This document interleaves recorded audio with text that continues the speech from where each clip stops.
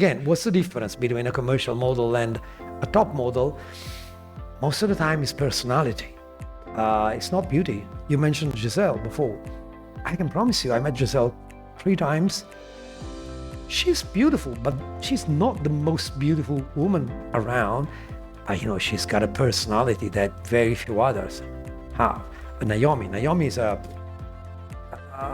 she's amazing. And Catherine said, no, Naomi, I'll tell you, I know that you don't like to work with flat shoes, but this is a very special concept. I'm doing this. And I say, stop it. I'm a woman, not a concept. Give me my heels. She put on the heels and run.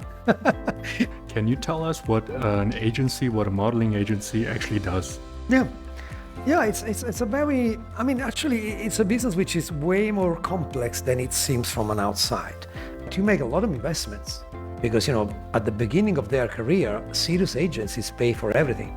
So, when I hear, people say, oh, they made me pay to have my lookbook. It's not a serious agency. The essence of it is to be at the forefront of, let me say, the pop culture. But pop culture is about, understanding why younger generation decide that this is cool and this is not. Why do women earn more in the modeling sphere than men? So I have a very simple answer. I can ask all of you, and I'm sure of your answer. How many female models you can name, and how many male models? One of the few jobs in the world where women are paid way more than men because they shift people preferences or people purchasing behavior into one direction rather than into others. Think about AI. Of course it is a risk, isn't it? There are brands that start to use models who just do not exist. They're generated by AI. We are very much against that. The people who believe that to run a particular business, you need to be very competent in that particular industry or, be almost an expert in that particular business, which is wrong. What are the factors that have allowed you and perhaps some of your colleagues that you observe to become successful? Probably the most important thing is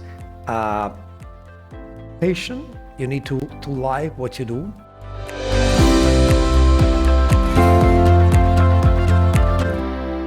Dear students, welcome to the CEO Leadership Series. My name is Cheng Wang Li, and it is an amazing pleasure for me to present to you Mr. Paolo Barbieri, or Paolo, the CEO of the Elite World Group. The Elite World Group is one of, if not the most prestigious and largest modeling agency and fashion talent management company in the world. The firm was founded in Paris in 1972 and over the years has become one of the true staples and most iconic and recognizable organizations in the world of fashion and modeling today. And that is not only because it has had under contract some of the biggest names and highest earners in the modeling world, including Naomi Campbell, Kendall Jenner, Liu Wen, and our beloved Julia Stegner, but also because it has helped to discover some of the biggest names in the modeling world, such as Gisele Bündchen, Cindy Crawford, and Vittoria Ceretti, among many others. And one format it has used to discover them has been the Elite Model Look contest, which has been taking place since the 1980s, happens every year, and nowadays draws up to about 350,000 applicants from all over the world each year. Mr. Paolo Barbieri, or as I mentioned, Paolo, has been CEO of the Elite World Group since February 2022, and he is one of the most important and influential top managers and executives in the global fashion and modeling industry. Paolo initially studied business and economics in Naples, Italy. He graduated with a master's degree from the Università degli Studi di Napoli, Federico II. Upon graduation, he worked for Procter Gamble and then quickly went into finance, where he held many different roles, including, among many others, a financial analyst for Interbanca, managing director for Banca Akros. He founded his own hedge fund and investment firm called Akros HFR Alternative Investments. He became general manager, CIO, and later deputy CEO of Pioneer Alternative Investments, then CFO of mondoBIOTECH Holding, before becoming CEO of Pacific Capital, which is an investment company headquartered in Luxembourg, privately owned. And during that tenure as CEO, he also became deputy chairman and CEO of Elite World Model before becoming, as I mentioned before, in 2022, CEO of the entire Elite World Group. Now, it is an amazing pleasure to present to you Paolo here on our campus. Certainly because he is one of the most important figures in the world of modeling and fashion. In addition, among all of our very impressive and high-profile guests, he's the only one who actually gets me, because he gets my situation, because we're in a very similar situation, and that is we need to deal with and interact with a very large number of very beautiful and good-looking people every single day, as we can see today.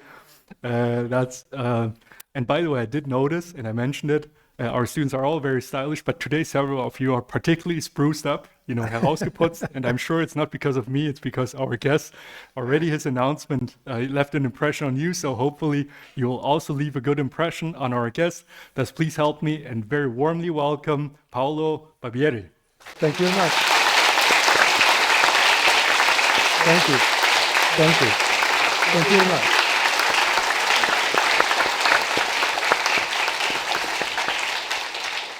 Thank you very much, and actually it's a real pleasure being here. I mean, sometimes you need to, to have this opportunity to cut out your daily routine and do something different, interact with different people, and students in particular are most relevant because, allows you to understand what's happening outside your world. So it's a great opportunity for me. I got impressed, by the way, because, your professor here made his homework. So I didn't give him any detail at all.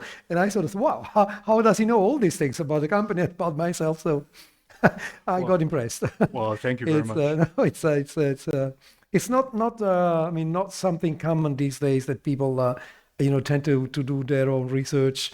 And, so it's something always nice to see.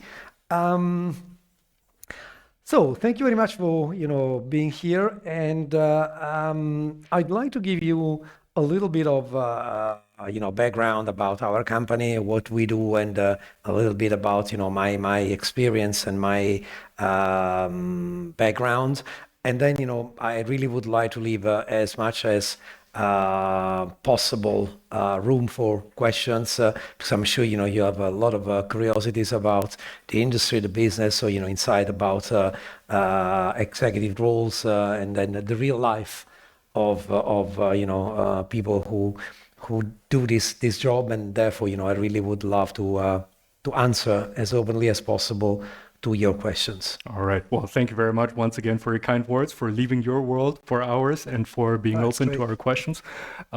So, Paolo, we would like to perhaps first get to know you a little bit as a person before we dive into the business side of things. So, can you tell us a little bit about yourself, starting with your childhood and early years, youth years? Yeah. Well, I studied, as you said, business and economics back when I was in my 20s. In Naples, which is a very old and prestigious university, in particular for law studies and economic studies. So in my times, was mostly about economics rather than business or finance. So we studied in particular economics. And then again, as said, I at the beginning, as I think all of you, I didn't have very clear ideas about my future. So I started with marketing in Procter Gamble. And that was quite an interesting experience because I immediately decided that was not for me, for a very simple reason. My tutor at the time, I'll tell you this because it's an interesting story. My tutor at the time is the guy who then became, most recently, the deputy CEO of LVMH, which is the largest fashion conglomerate. It's an Italian guy called Toni Belloni. At the time, he was an executive vice president at Procter, and then he became the first non-US member of the board at Procter Gamble. And Toni was my tutor. And I remember we had, after a few months, a clash because he gave us a task. We were junior trainees, of course. And he gave us a task to develop an advertising, giving us some briefs and some guidelines, etc. We did our job, and as a team, a small team of young people. And we believe that, first of all, because we were young and very proud, and in a way that we did a great job. And he basically told us that our job was terrible. So he was very, very upset. He said that, we didn't follow the guidelines and, we were not respecting the briefs, etc. And we said, yeah, you're right. But again, we try to think out of the box to do different things, blah, blah. And, we were extremely convinced that, the what we had produced was a great job, actually. And so he taught me a lesson, which I honestly, at the time, maybe I didn't appreciate, but then, over time, I understood much better. He said, look, we have something like 30,000 brand managers at Procter Gamble all over the world. You have to think that probably, we have 20,000 who are average. So, very good, but not great, not bad, average. Then we may have 2,000 or 3,000 who are really excellent, people who can do everything. We have maybe another 3,000 who are below average, but we also for sure have, a few thousand who are terrible. So if we allow the freedom that you are looking for, and, we do not compel them to follow guidelines and procedures and briefs, we would have maybe 5,000 wonderful advertising, 20,000 average, but we'll end up with 10,000 terrible things, which we cannot allow. This is the reason why you have to follow the rules. You cannot do whatever you want. And I thought at the time that was a very good point, very fair point, but then it was not my career. I didn't like to be, somewhere where, I couldn't do anything but just follow procedures, rule, and boring stuff. So I decided that probably finance would allow me with a better opportunity. And this is why I decided to shift into finance and start a career as a financial analyst first, and then, growing up in equity trading, derivatives, and then funds and money management, which lasted for most part of my career.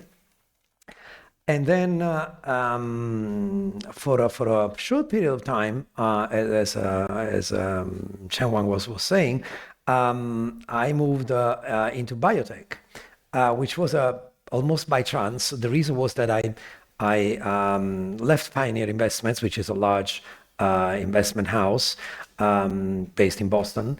And when I left, I signed a contract of non-compete for 12 months. So for 12 months, I couldn't do any investment or finance activity. And I didn't want to stay without doing anything. And so, I got this opportunity. There were some friends who had a problem with this biotech company. It was quite a big company listed the Swiss Stock Exchange, which wasn't doing well. Actually, it was quite, I wouldn't say on the verge of bankruptcy, but definitely was in need of a serious restructuring. And so it was run by people coming from the business, so mostly people with a background in biotechnologies or science in general, and they understood that actually the company was not doing well, and they needed someone with a much more investment background to try and fix the company, or try to rescue the company from a possible bankruptcy. So I took the challenge. I said, why not? I mean, I don't know anything about biotech, and actually the only thing that I really never understood in my life was chemistry. So I said, okay, that's a good thing. I want to try.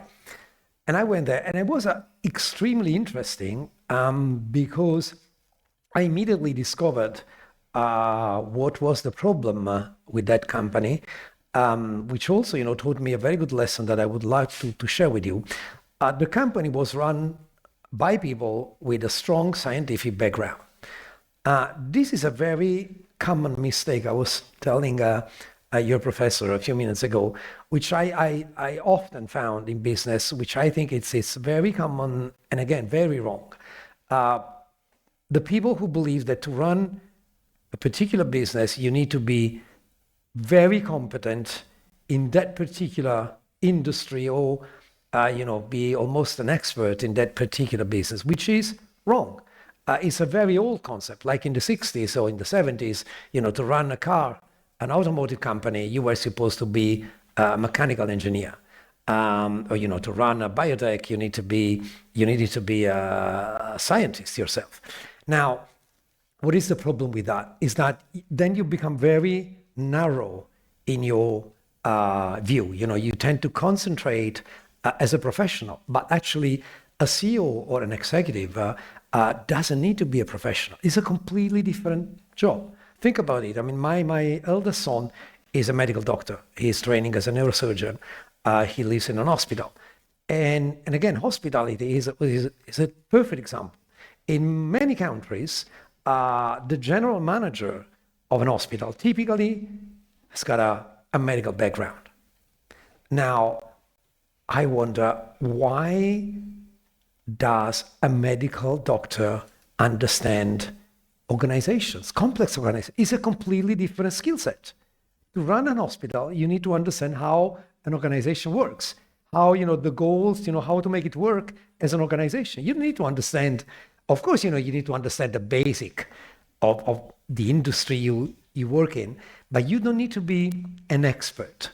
Otherwise, your risk is to become really narrowing into the nitty-gritty of the business, the technical aspects, and you very often risk losing the big picture, which is what really matters. So coming back to the biotech experience, what I found was very simple. They were running, I think, 30 different molecules.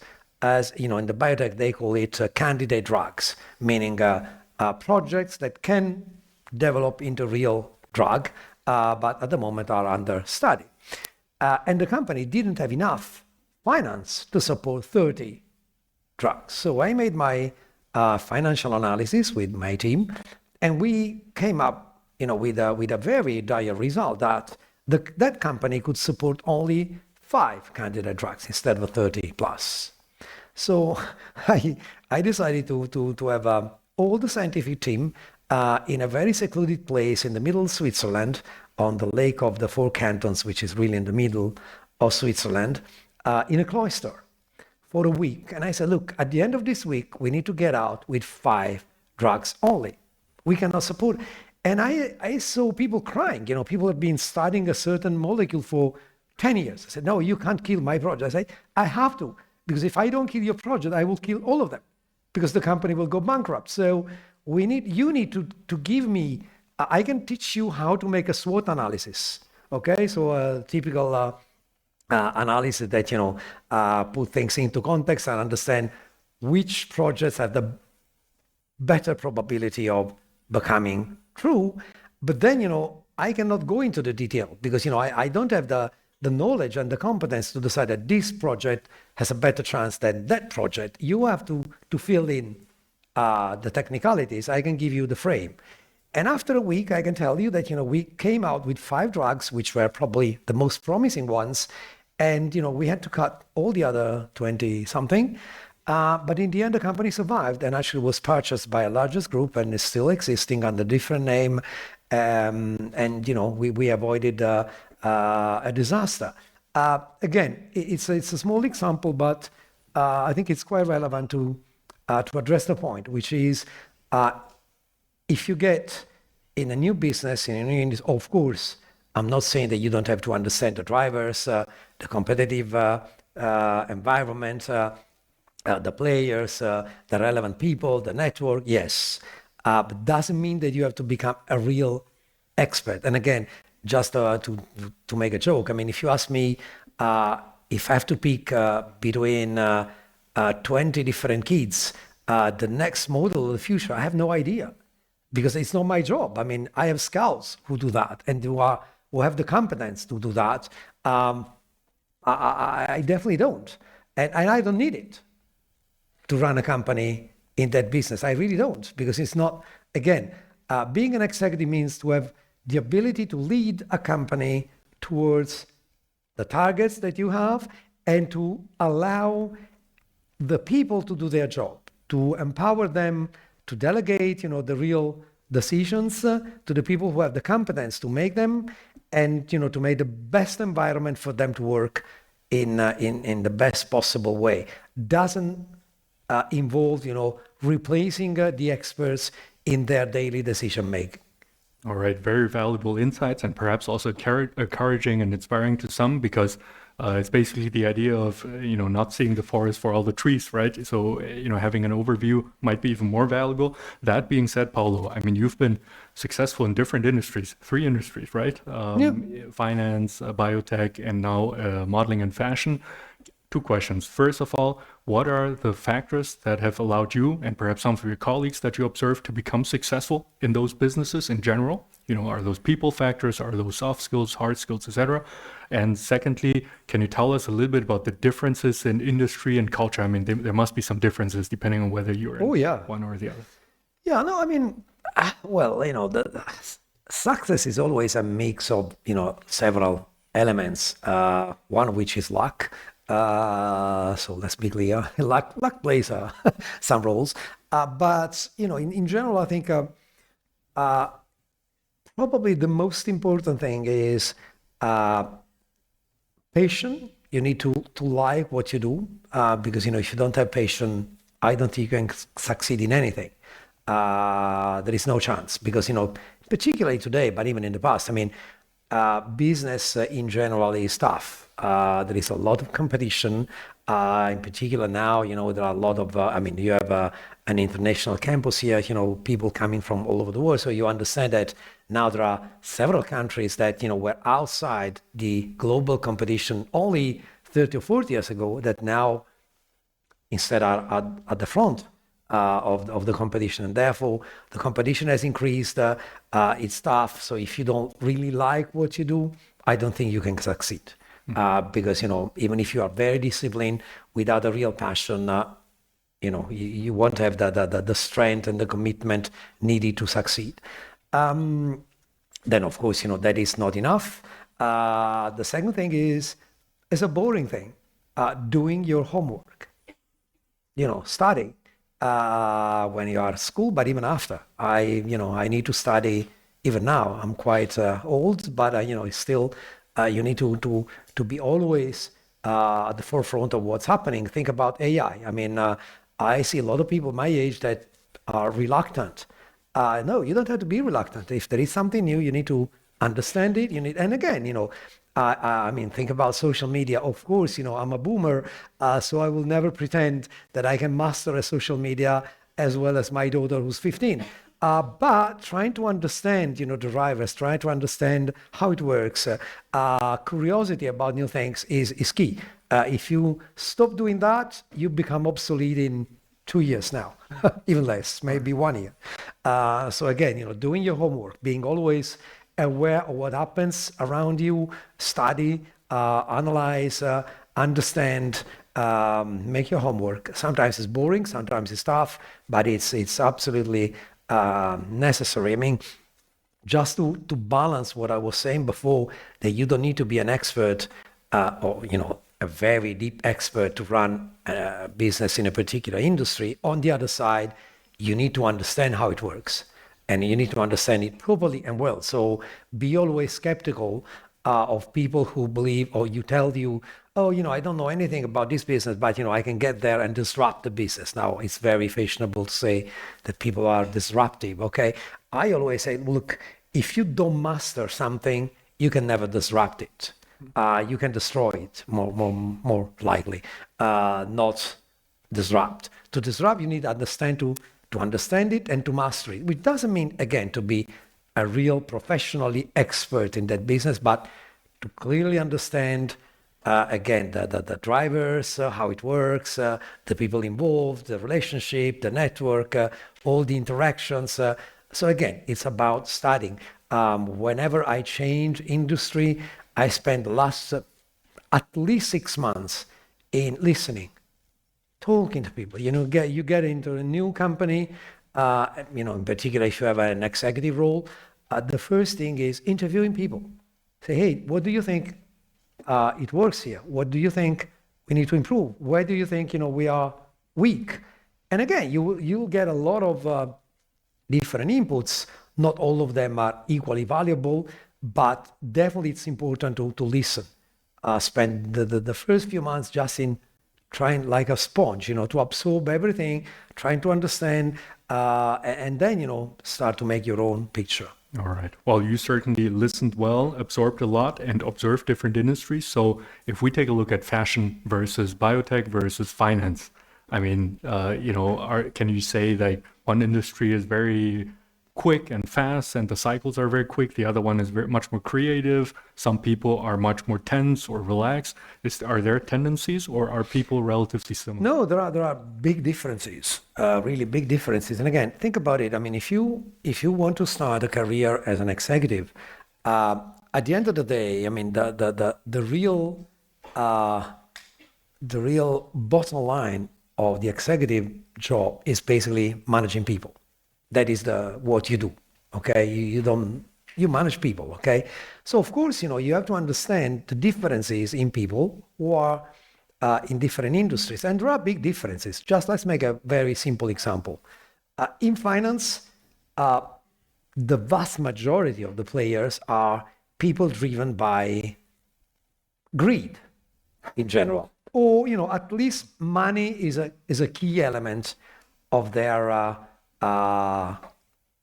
target profile in a way. Therefore, if you need to make people reach certain target, you have a very simple lever, which is, okay, I modify the compensation scheme and I can bias it towards certain targets, certain KPIs. It will happen. Because if you to a trader, you give him a certain bonus linked to a certain target that you want to achieve, very likely that trader will do anything to get there, because getting his bonus probably is most important thing at least in his job. I wouldn't say in his life, but definitely in his job. In fashion, very often this is not the case, not at all. In fashion, most people are driven by egos, by even creativity egos, but again, still egos. There is a lot of ego in the fashion industry. So a creative director is someone who wants to make his aesthetic, his creative vision real. Want people to love it, to enjoy it. For him or for her, that will be way more important than a compensation package.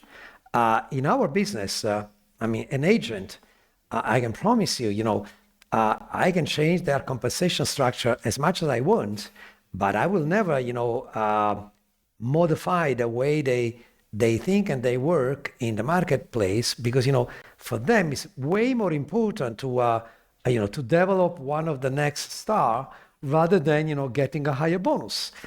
Therefore, you need to understand what are the real driver for the different category of people I need to manage. Right. And then, act accordingly.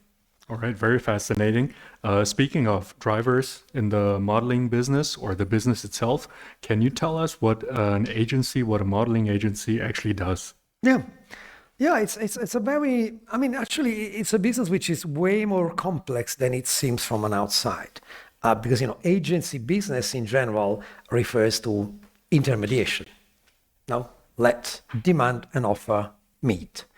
In our case, it's much more than that, because modeling agencies basically create the models, and again, it's a very complex process, and I couldn't really explain how it works, but I can explain at least how it operates. Typically, there are scouts or agents who have a scouting skills, who are the ones that make the initial selection, if you like. And the selection is key.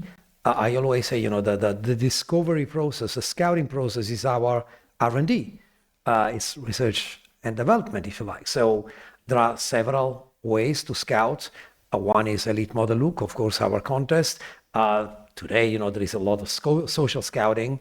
So, scouts who are dedicated to spend a lot of time on Instagram, on TikTok, trying to find out people who are attractive, or who can have grasp on their followers, etc. And so that is the first part. The scouts selecting young people who can have a future in the either modeling or influencer marketing kind of business. Then there is the development, which is even more important because again, you can scout someone,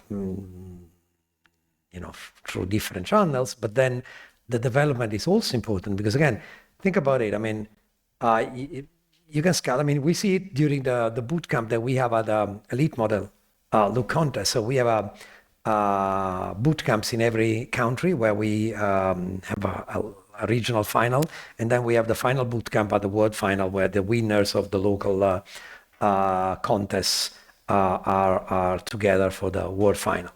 In the boot camp, basically, when they get in, they are normal young kids. Typically quite high. Some of them are beautiful, handsome, but not all of them. I mean, there's a lot of mixed elements.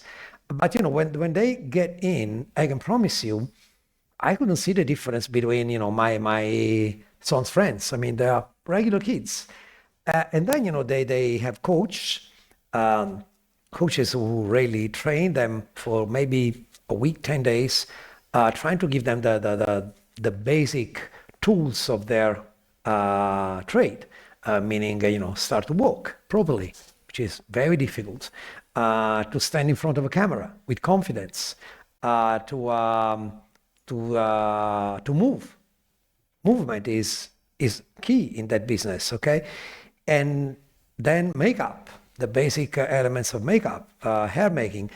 At the end of the 10 days, you see a transformation, really a huge transformation. You say, wow, I wouldn't recognize. Last year I was making a sort of a joke with some friends, but even some colleagues, say, hey, I've got the pictures, what we call in jargon, the polar, because in the old days, the picture, black and white, of a models was a Polaroid.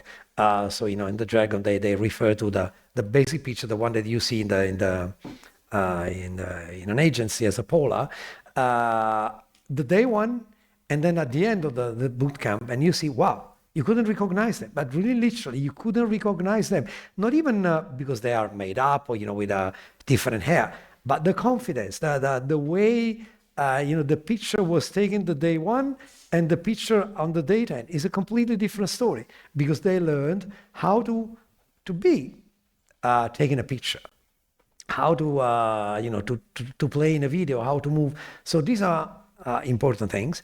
And then, of course, this is just the start. Then we have typically at least a 2 years period where a training model is sent to peripheral markets to start practicing. Typically, one of the best markets for practice is Japan, because the requirements there are pretty low in terms of experience, but it's good for developing. Or could be Greece, or could be again peripheral markets where the model can start, and then understand how to be a model. But don't underestimate one thing, which is also very important. I mean, typically a model starts when she or he is, let's say, 18, 19, 20. And some of them, have no real background. So, for instance, they don't speak a good English. They don't know how to relate to casting directors, to business players. Young kids, in a way, some of them come from remote countries where maybe they didn't have any real training in just dealing with people. So, this is part of the development, understanding how to interact with other, players, with photographers, with casting directors, with designers, with stylists, with marketing people. Sometimes it's quick, sometimes it's very long. It depends, of course, on the background, on the education, a lot of stuff. That is also very key. And then, after these 2-3 years period, they start real modeling. And I was saying before to some of you who made a question, typically for girls, it's a full-time job. So we don't have any kind of part-time. Some of them can keep studying if they want to, but typically it's a job which involves a lot of time, so cannot be a part-time job. For male, it's more often a part-time job. And the reason is very simple. It's the only, as far as I know, but one of the few jobs in the world where women are paid way more than men. So a professional model, male model, either is in the top 10 percentile or will never make a living out of modeling. While a female model, even if it's a commercial model, can make a decent life on modeling. Can you so 2-3 questions actually, so let's go maybe one by one. Why is that the case? Why do women earn more in the modeling sphere than men? And second, can you quickly explain commercial modeling? What is that for those who are not in the business compared to, let's say, high fashion and so on? Yeah, well, to the first question, I have a very simple answer. I can ask all of you, and I'm sure of your answer, how many female models you can name, and how many male models? Even the girls. I'm sure you have at least 5 or 10 female models that jump to your mind. Maybe one male, maybe 2, not even, right? That's the answer. All right. Simply, I mean, the general public is, for whatever reason, much more interested in female models rather than men. And therefore, they pay much more because at the end of the day, they're paid because they are influential, right? Because they shift people preferences or people purchasing behavior into one direction rather than into others. And that is, what makes the price. Okay. So the market demand is much higher for female models. They are much more influential in, helping your clients sell, their designs. And second, perhaps quickly, so what type of models are there? You mentioned commercial models. Yeah, commercial models are, think about it. Modeling is a business where, again, like a professional sport, the compensation level could be very, very different. So just to give you a few numbers, we as a group have annual sales of $250 million. The first 20 model make 25% of that number. The remaining 75% make all the rest. So the difference between a top model and an average model in terms of compensation is huge. There are a few girls who make really millions every year. The average model makes maybe some few hundred thousand, 100, 200,000 kind of thing. So one element of difference is clearly the compensation, or the money that you can earn in 1 year. Commercial is typically refers to basic activities. Think about catalogs, e-commerce. You typically have one top model to make the front picture, but then all the other are commercial model. And commercial modeling can be much more demanding in terms of physical activity, and then we can quickly make a reference to AI generated models. Think about a catalog. Catalog is a very heavy-duty job because today a brand would require 20 printable image every day of shooting for model. Now, a photographer typically wants to make at least 5 to 6 pictures to pick one. So this means that every model has to be in a nice position, smiling and moving at least 100 times in a day to make the 20 printable picture. It's hard. I can promise you, after one day, a model is dead. It's really heavy duty. And not all models can do catalogs because it requires a lot of even physical strength, and also the ability to keep smiling after 6 hours that you've been in a very, studios are not a nice place to be. It's very hot, a lot of light, a lot of people moving around, so it's intense, it's demanding. While high fashion means campaigns. Maybe you are in a beautiful place in an island, a week with the best photographers in the world, the best creative people in the world. It's much more enjoying it. Still, there is a lot of professionalism involved. And again, what's the difference between a commercial model and a top model? Most of the time, it's personality. It's not beauty. I know a lot of commercial models who are really beautiful, but they lack that personality who makes all the difference. I mean, you mentioned Gisele before. I can promise you, I met Gisele 3 times. She's beautiful, but she's not the most beautiful woman around. But, she's got a personality that very few others have. Naomi is she's amazing. I mean, she's got I mean, I can tell you a story, just a little anecdote sometimes is useful. I remember the first time I met Naomi was at a fashion show of La Perla, which is a famous lingerie brand that we owned for a while when I was running Pacific Capital.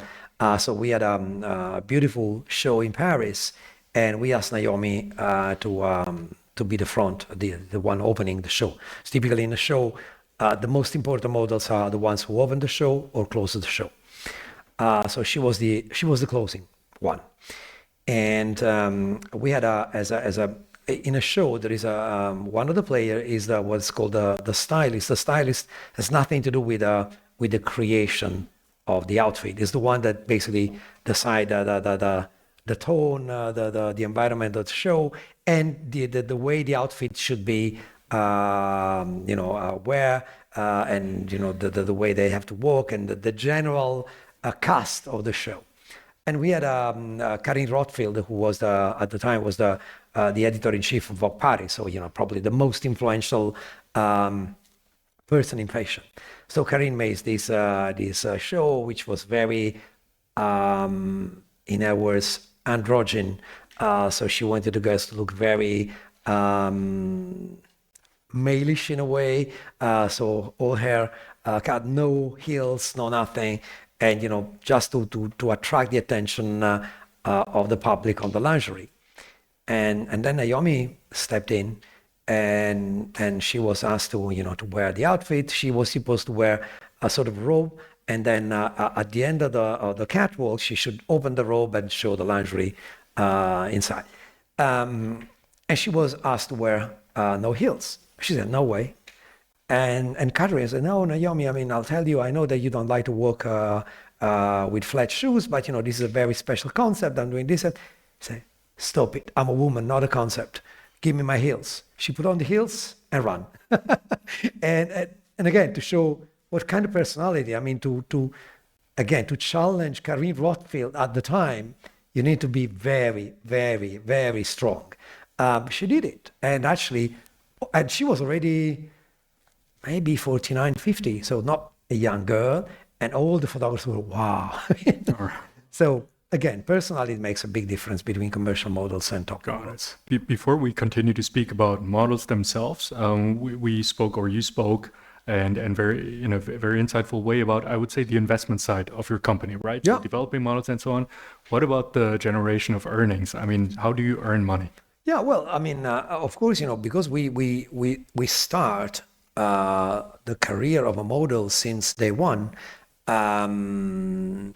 It's really an investment kind of activity. So you pick, let's say, every year we probably sign up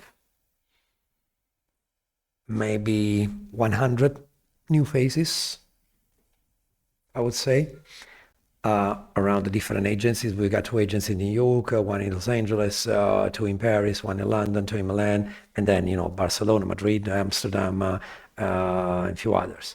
And then, out of these 100, probably, if you're lucky, every year you have 1 or 2 who go to high fashion, maybe 20 who becomes decent commercial models, 20 who struggle, and the other 40 to 50 just don't make it. Okay, the success ratio is not very high, but you make a lot of investments. Because, at the beginning of their career, serious agencies pay for everything. So, when I hear, people say, oh, they made me pay to have my lookbook. It's not a serious agency. When you start a model, if you are a serious agency, you pay for everything. You pay for their traveling, for their book, for everything. Because again, that's our job. Then, when she start making money, she start to give it back. So again, this is the reason why model agencies take a significant portion of what a model makes, over the career of model, because again, you spend a lot of money and only probably 30 to 40% of your picks are successful and pay you back. The other, it's basically money that you write off every year. So that's the business model. And then, I think that the key drivers from a business point are basically three. One is diversification of models. So, if you are too concentrated, then, you are at risk because, few girls can make most of your earnings. And then, if you lose one girl, it's a problem. So you have to be as diversified as possible. And this is true in every business. Diversification is king. The second is we operate under several brands. And this is the only way that allowed us to become, the market leader. We've got Elite, we've got Society in Europe, which is the most glamorous agency of them all. We've got Women, we got Supreme. And why so? Because, different agencies have different image in the marketplace and therefore can grab a larger market share, of course, because, brands want to have different agencies for different tasks. So, diversification of images, diversification of models, trying to be always well diversified geographically, in terms of brands, in terms of everything. The second driver is clearly to be always at the forefront. So whenever there is a new trend, you need to sort of be at the forefront of it. Think about AI. Of course, it is a risk, isn't it? There are brands that start to use models who just do not exist, that are generated by AI. We are very much against that. Well, of course, because it's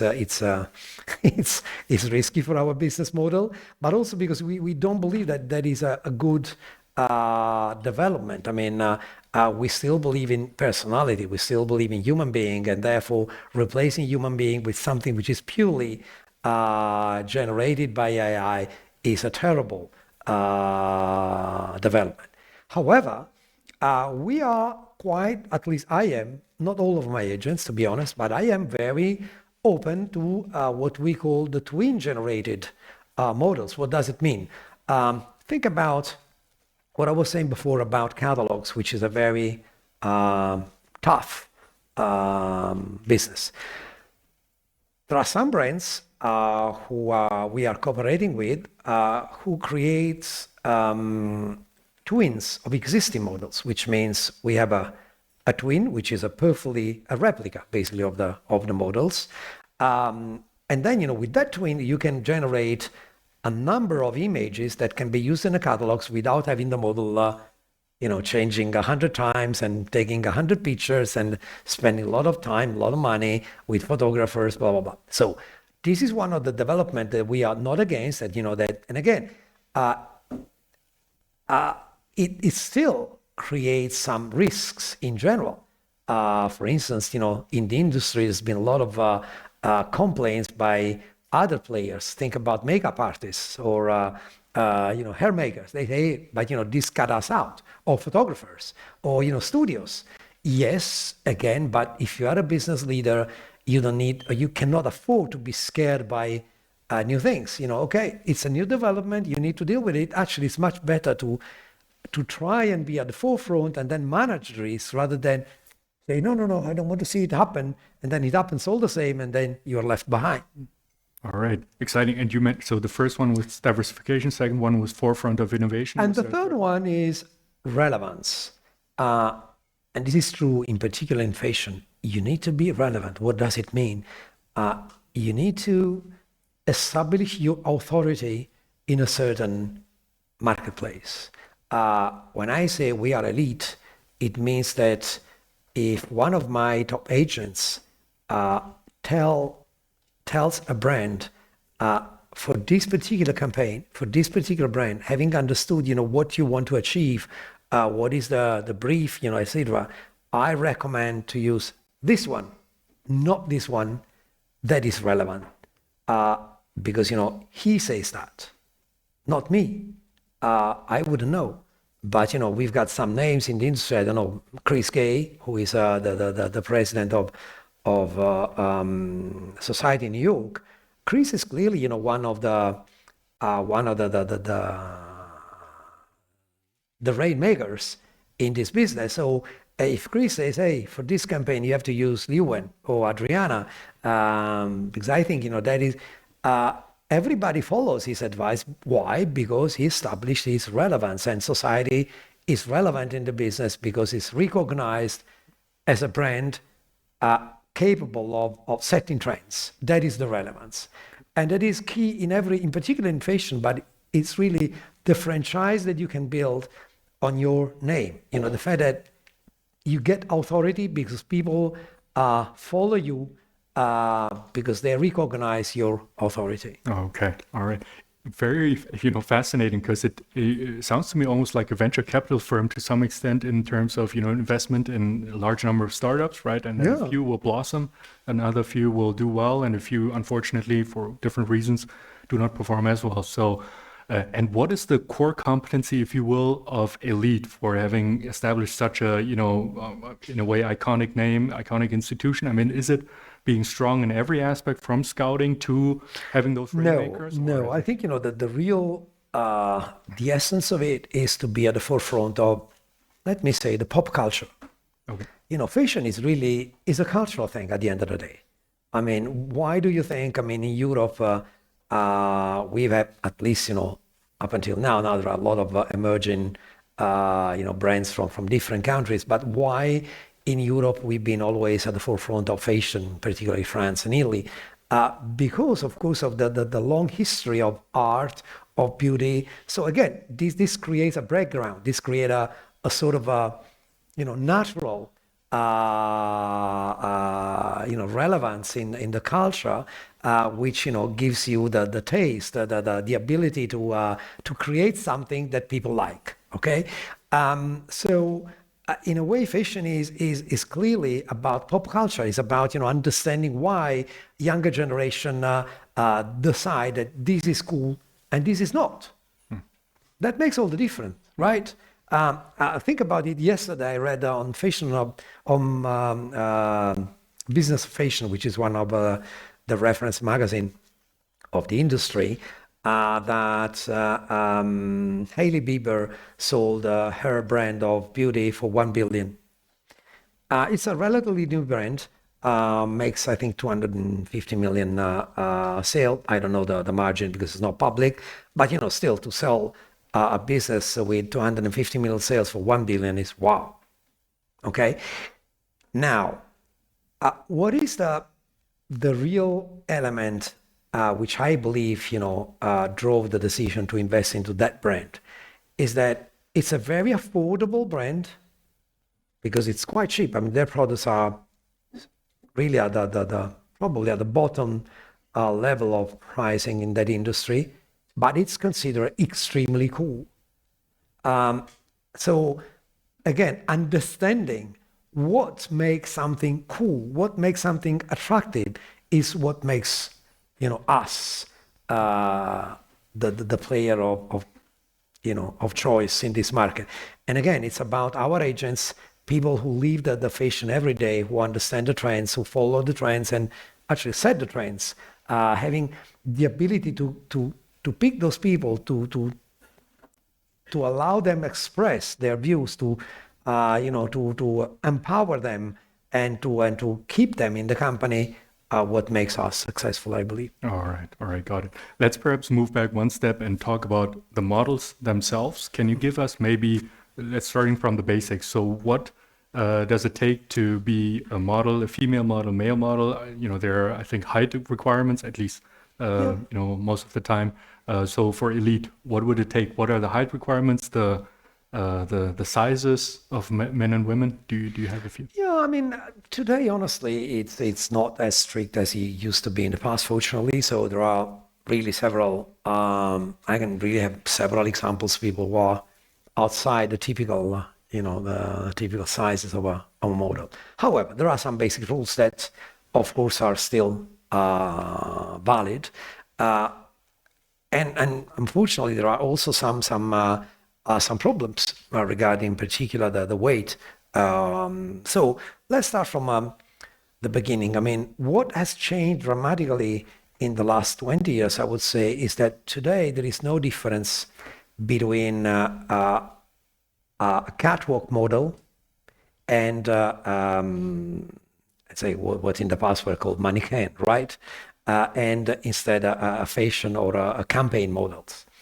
So today, all models, both male and female, need to have the ability to do a catwalk or to participate to a fashion show.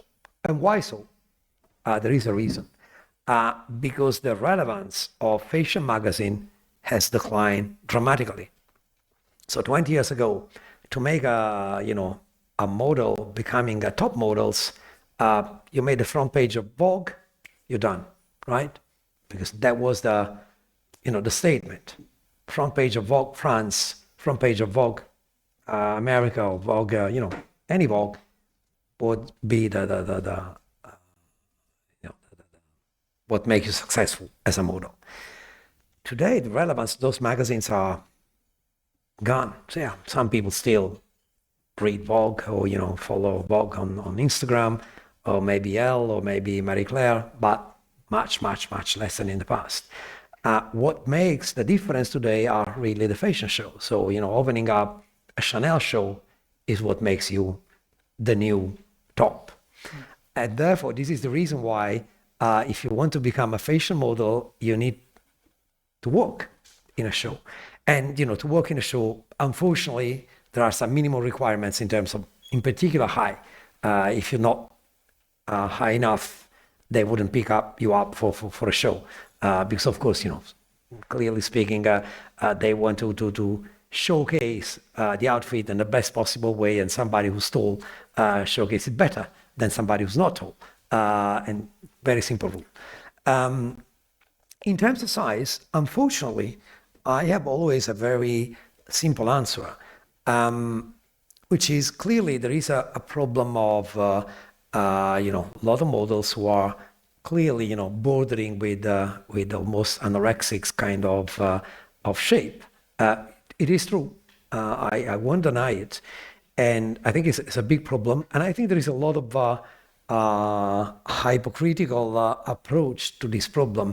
Every year or a couple of years, there are association of brands, fashion brands or modeling companies which create these charters saying, oh, we want the girls to be healthy, blah, blah, blah, blah, blah. It's all crap. Why so? For a very simple, stupid, technical problem. Historically, all the fashion brands create the samples in the base size. Samples are, for the ones among you who are not familiar with the fashion industry, when you have the fashion shows, typically the outfits are not already produced because they will be produced for the next season, right? So the fashion shows use the samples, which are produced in a limited series just for the shows and for the sale campaign at the showroom activity, right? Traditionally, and there is no reason for that. It's just, it happens because it happens, but again, could be changed tomorrow. All the fashion brands produce the samples in base size, which means the smallest. So in European terms, it's a 36 Italian or 34 French size for a girl, and it's a 46 or 48 Italian for male. Now, think about it. A girl, 175 tall, fitting in the 36. She should be very slim. And the same for the men. I mean, we have a lot of men who are athletic, who are maybe very fit, they just don't fit into the outfit. Because, it's for men, typically the minimum height is 183. A 183 into 46 or 48, if you go to the gym every day, you definitely won't fit in there. So there could be a very easy fix to ask all the brands to say, hey, from now on, produce samples in, a bigger size, but it doesn't happen. Now, you can ask why it doesn't happen. We may have a lot of different answers. Probably the most real one is that creative directors like the models in general to be very slim, very thin, because this gives every outfit a better look, a better shape. I don't have the answer, but again, if you don't fix that, you will never solve this problem. And in fact, what happens is that now with the new trends about inclusion, we do have models who do not fit into those kind of sizes. They have to produce specific outfit for them, which of course is very expensive. So think about it, in a show where typically you have between 50 and 100 models for a fashion show, you have maybe 2 or 3 models who are different sizes, and then they have to produce the samples specifically tailor-made on that model, because otherwise they would not fit into the samples, which is of course very expensive, in particular for high fashion, or even more for big brands. And so again, this is why even with the inclusion trend, typically outsized models can be very limited in number. All right. Well, thank you very much for the very honest and sincere answer. But again, we are very worried. I mean, I see most of the time, my agents, and again, this is a toxic kind of interaction between casting agents, which are the people in the business who picks the model for the show, for the brands, they work for the brands, and our agents, because casting agents tend always to insist on the girls being, slim, slender. And sometimes, our agents say, hey, no, you are definitely, too thin, you have to eat well, you have to put on some weight, because some of them look really too much. But again, it's one of the problems, to be honest. I don't have the solution. I think there could be some easy fix. The reason why they're not followed makes me worried in a way, and I don't want to hide. It is a problem. Got it. All right. So let's talk about perhaps what your job is. You mentioned what the agents' jobs are, the scouts' jobs, etc., the developers, so to speak.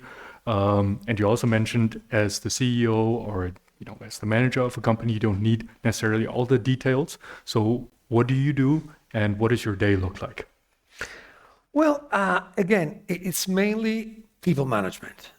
So basically, you need to set clear targets. So for instance, one of the things that makes us very different from many other players in this industry, we are organized like a real company. So we have a very thorough and serious budgeting process, which starts typically in September, bottom up. So basically, and again, I'm talking about things that you study business. So for you, this may sound quite basic. Okay, so is there out there any business without budgeting processes? Yes. In this business, the first time I before, it was said that I became CEO in 2020. Actually, I became again CEO in 2022, but I was already CEO of the company between 17 and 19. Then I had a sort of a vacation period in which somebody else took the helm, and then I was called back. The first time I started in 17, and I said, hey, we need to make a budgeting process. The agency directors were looking at me like, what is a budgeting process? Well, we need to set up targets for next year. Oh, but this is not predictable. We don't know, how much we're going to make next year. I say, okay, you don't know, but in all business, it's like that. We need to.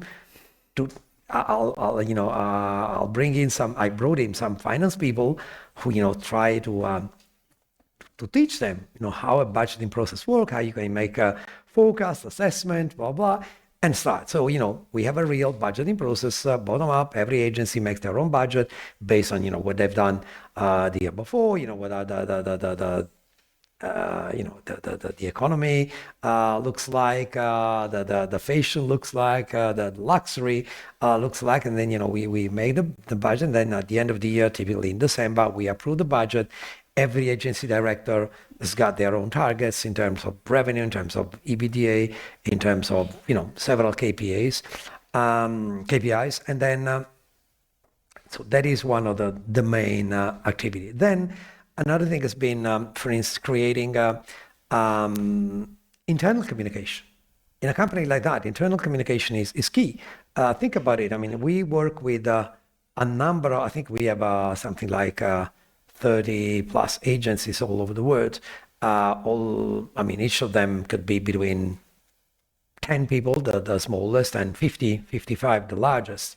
The risk is that they operate in a silos and there is very little interaction between them, which is a huge risk. The true advantage of being a global player is really to leverage on your global presence. But in order to leverage, you need interaction. So you need to understand why.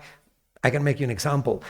In the US now, what they're looking for in terms of models is completely different from what they look for in Europe.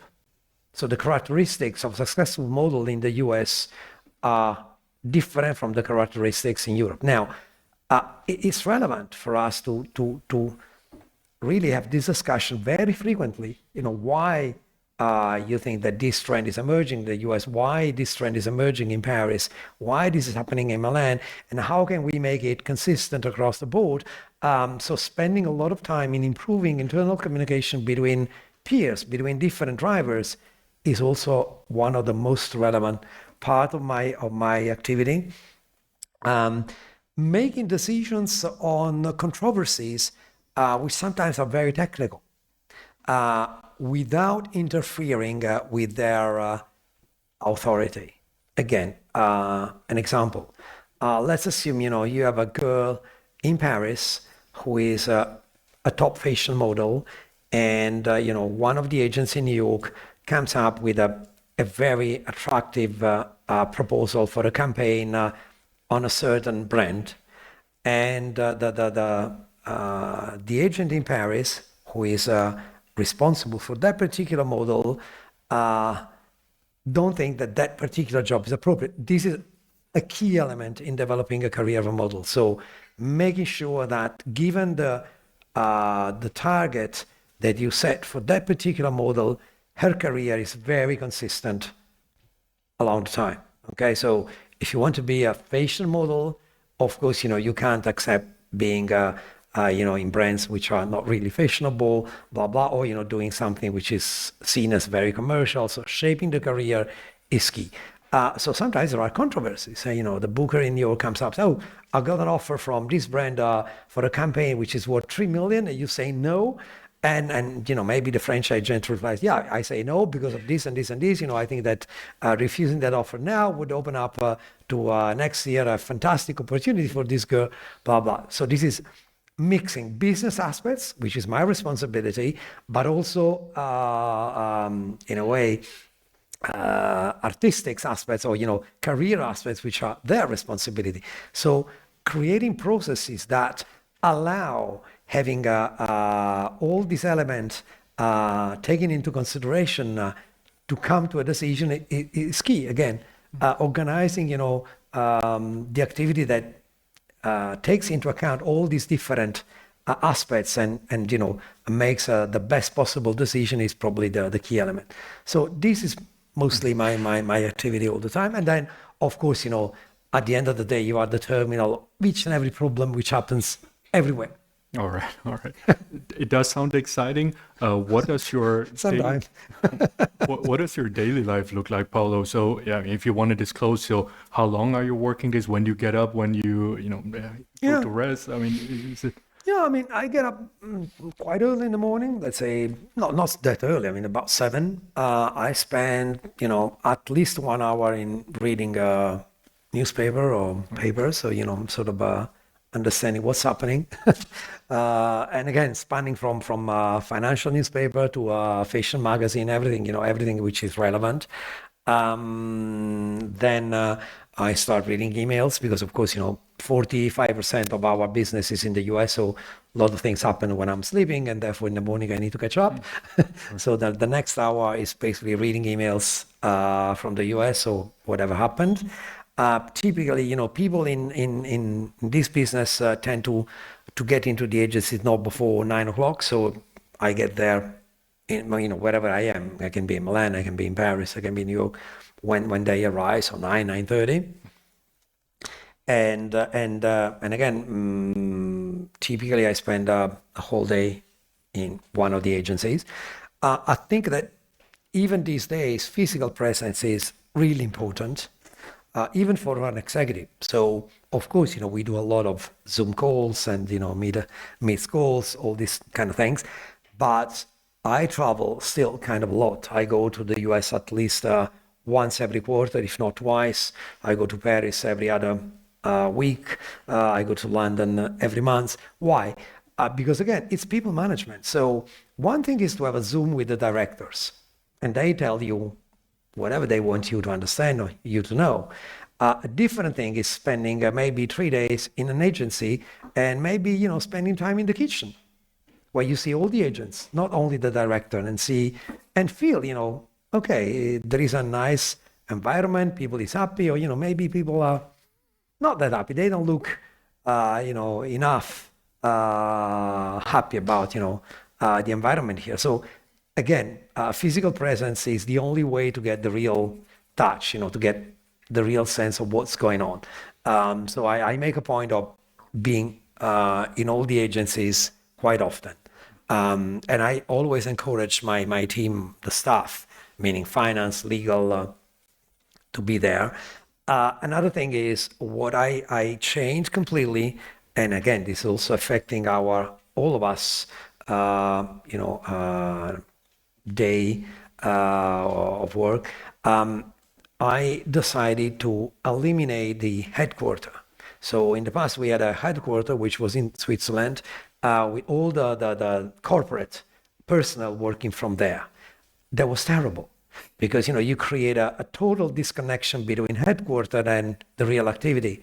And so headquarters tend not to understand the real needs of the people on the ground, and the other way around. So the people on the ground say, oh, the corporate people, they don't understand what we do, they don't care.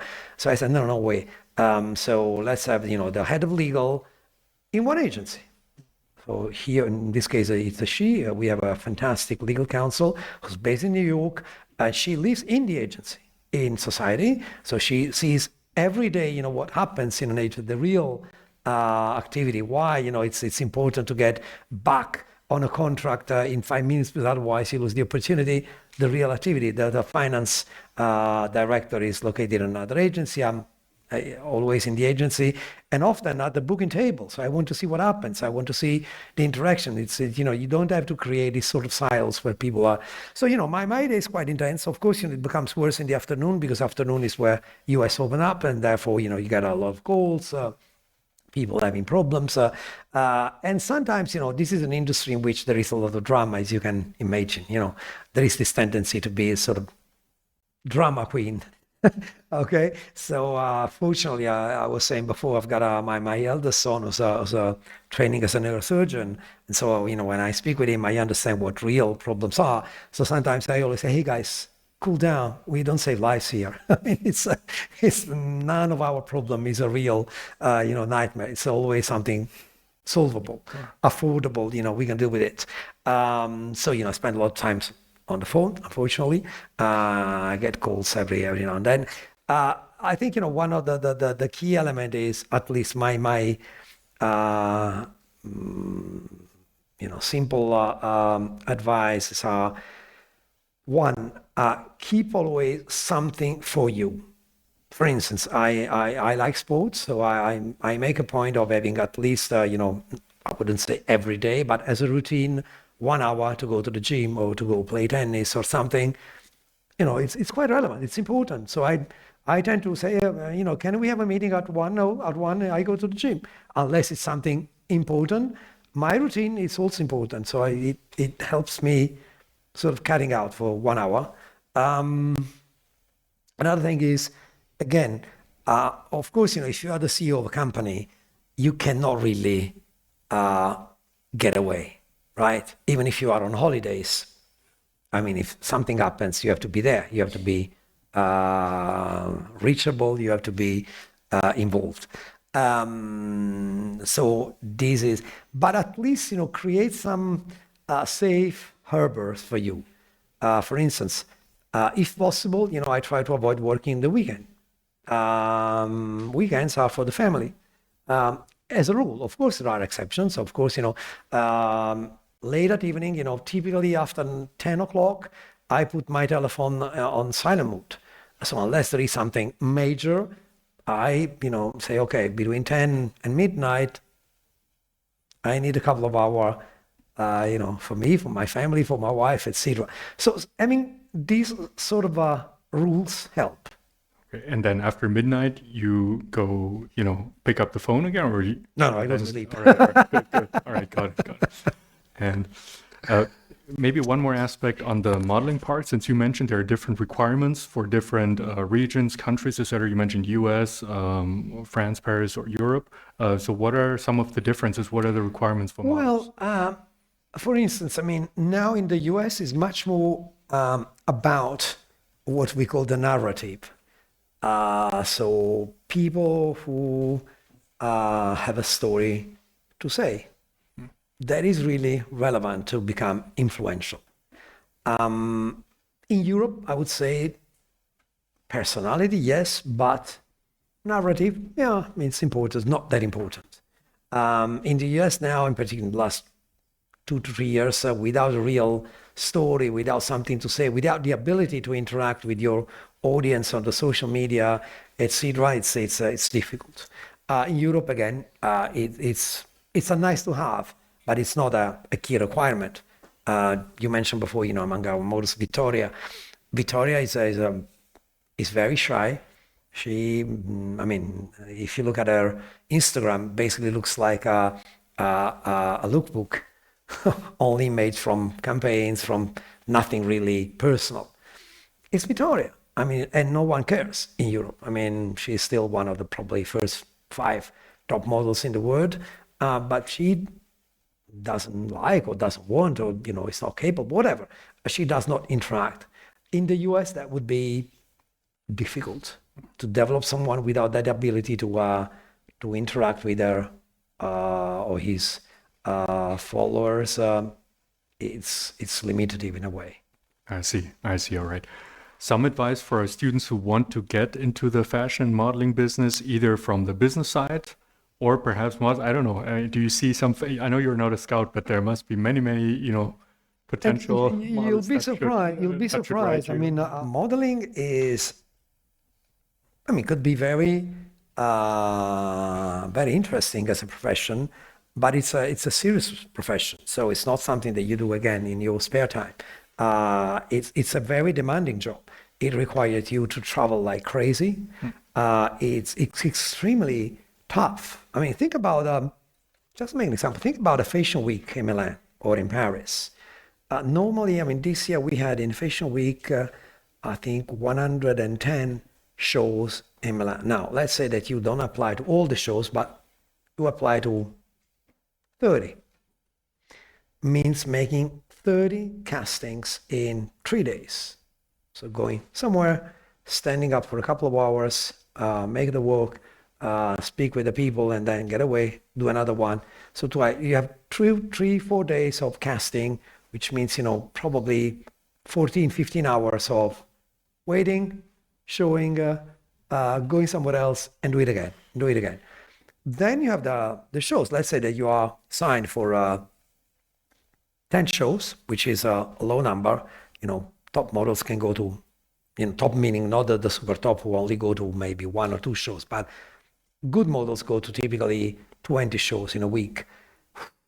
Means having 3 shows per day, which means having 3 fittings per day, 3 briefing, with a stylist, and then 3 shows. It's wow.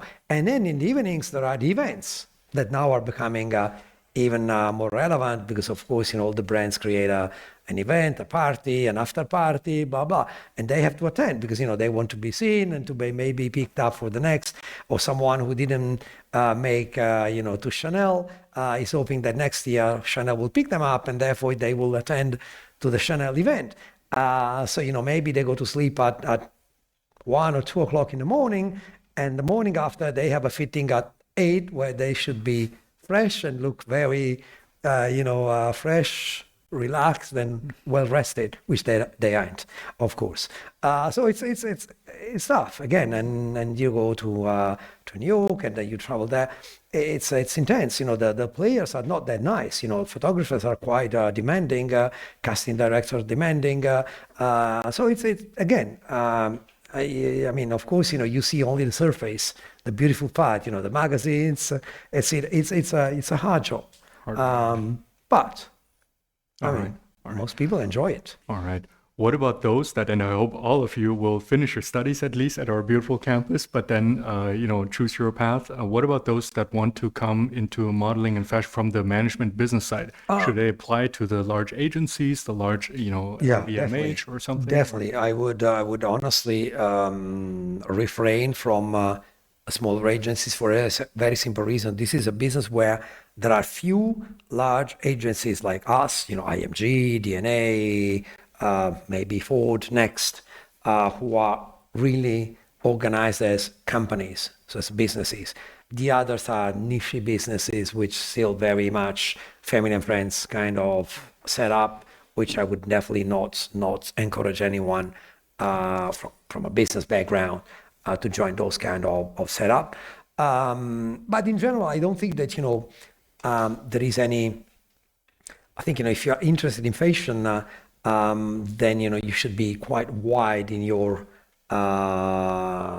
selection. So do not limit yourself to modeling agencies or talent management, or could be quite fashion in a sort of a wider sense. So it could be fashion brands, could be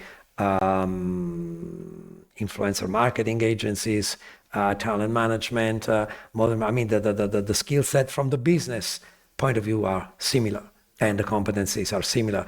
Again, what would drive someone to get a role, even from a business side, into a fashion business is still a strong passion for fashion. If you don't like fashion, I mean, at the end of the day, you'll never succeed. I mean, I don't come from this business, but of course now I would perfectly understand, the difference between, a Balenciaga needs and, a Saint Laurent or a Chanel, of course, because, at the end of the day, it's, so you have to spend time, looking at the shows, looking at the different, the values that each brand want to deliver. Because, that is what's quite clear these days, that every single brand understands that the way to stay relevant is to create a bond between their vision, their creative vision, their creative messages, and the customers. And so, to understand those things is vital to have any kind of role in this business. So, of course, if you find it boring, then you should choose a different industry. Makes sense. Paolo, let's go over maybe some quick fire questions. Sure. Some are quite personal. So, what type of music do you like to listen to? I'm an old guy. I like rock music, but the old rock music, AC/DC, Rolling Stones, Iron Maiden. I mean, that is my music. What type of food do you like? I like food in general. Well, of course, I'm Italian, so I like Italian food, but I'm very open. So I was in Japan 20 days ago. I loved, Japan food, or Chinese food, or no, I don't have particular preferences. Right. I like, diversity. Got it. And you mentioned you do sports almost every day. So any other hobbies you have, or is sport your hobby? I read a lot. Mm-hmm. I like reading, and then sport and reading. That's all. I don't have enough time. I would love to do many other things, but unfortunately, I cannot afford. Speaking of reading, do you what type of books do you read, and do you have a book recommendation for us even? I read. I'm almost. I read literally everything. So from fiction to, of course, more serious books. Almost everything. Recently, I'm reading a book which I found extremely interesting.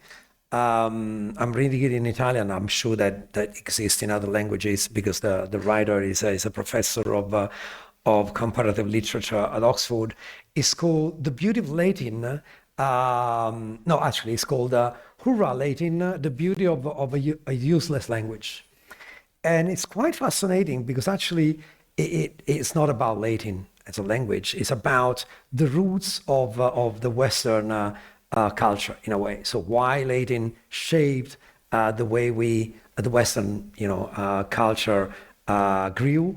And I found it very fascinating. It can be very boring, but actually I found it quite interesting. At least gives you some interesting hints on the way our culture has been shaped along the years. All right, well, we appreciate the recommendation. And please allow me one last question, Paolo, before we hand it over to the students. Sure. You've worked in different industries, worked very hard, been CEO for different companies. When you look back at all that you've done in a few decades, what type of accomplishment, what type of legacy do you want to leave behind? I think, integrity is a sort of obsolete word, but I think integrity is important. So and I think that people really recognize it.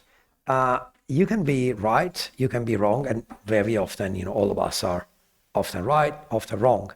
But if you are recognized as someone who acts always driven by integrity, so the desire and the commitment to do the right thing, even if you fail, that is something that is very often recognized.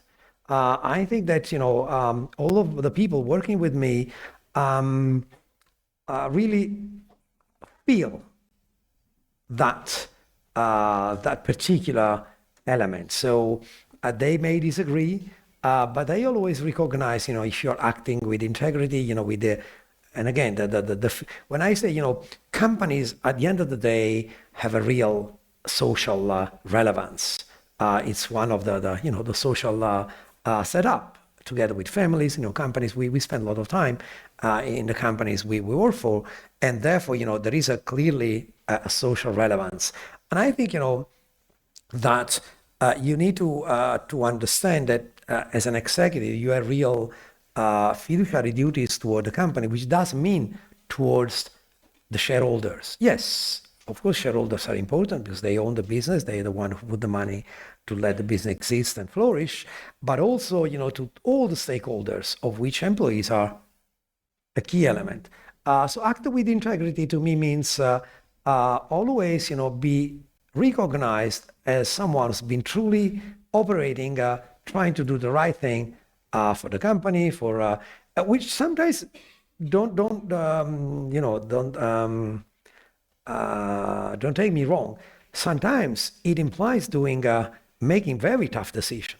Okay, so you don't need, again, the role of a CEO, of an executive, is in a way makes you very alone in your responsibilities. You sometimes have to make decisions which are unpopular, that people wouldn't like. You cannot run a company. I mean, it's very different from politicians, in particular these days, right? Politicians, make decisions saying, okay, let's see what people really want and what is popular, and let's try to do that, even if it's wrong. In a company, that doesn't work. Something may be very popular, but if it's wrong, the company will go down, and then the result will be bad for everybody.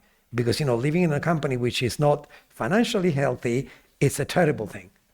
Right? So you need to make decisions which you are convinced are the one who will make the company succeed. And sometimes, these decisions are unpopular, are tough, can, be very difficult to make, but you have to make it. The important thing is to make it with the real conviction that you are doing it because that is the only decision that will succeed. And then again, you may be wrong. Of course you may. But, I think that is the real legacy that you have to leave. I have always acted trying to do what I believe was the right thing to do. Well, we certainly felt your integrity today and wish you all the very best for your future. Thank you very much for the conversation.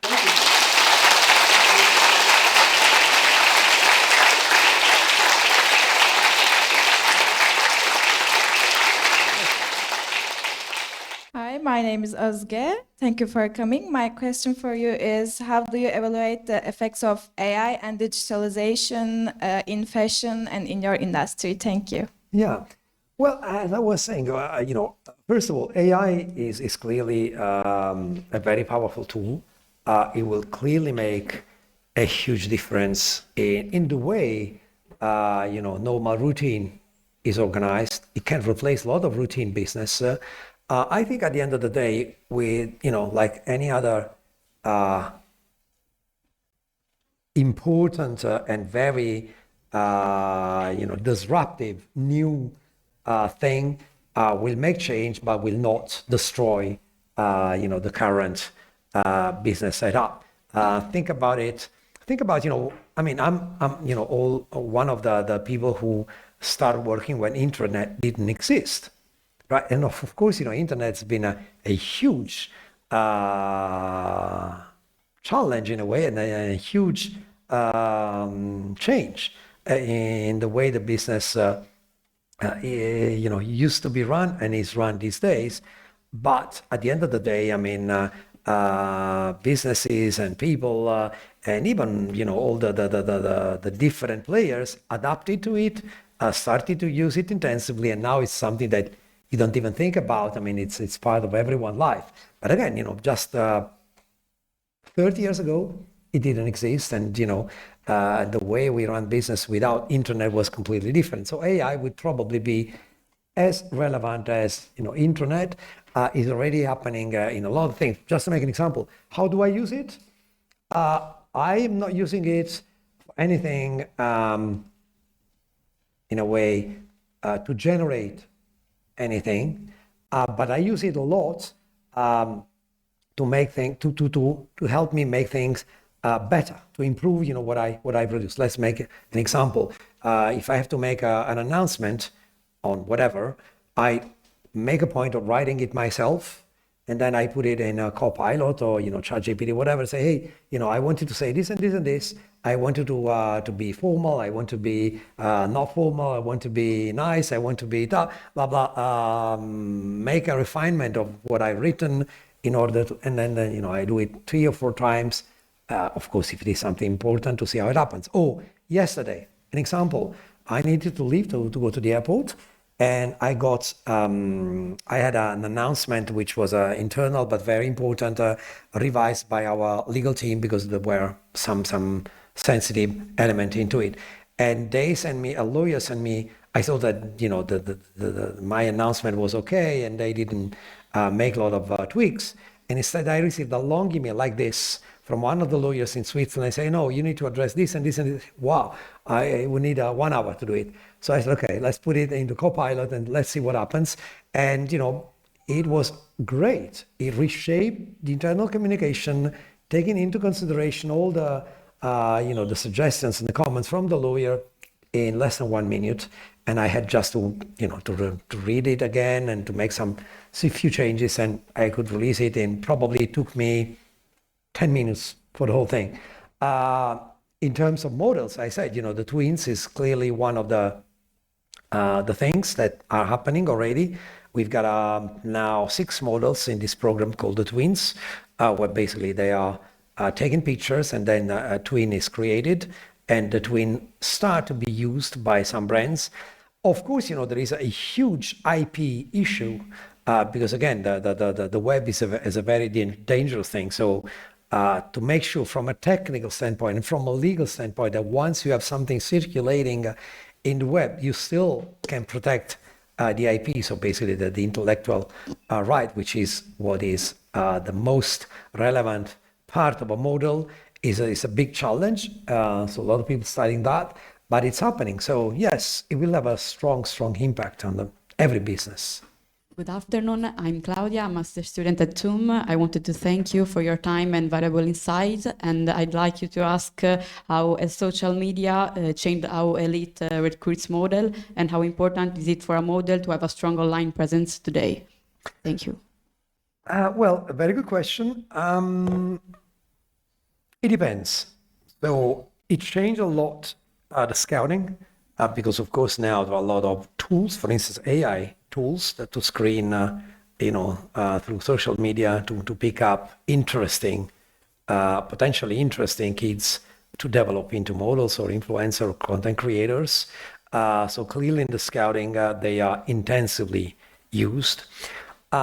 Instead, in terms of how important it is for a model to have a significant presence into social media, my answer is it really depends.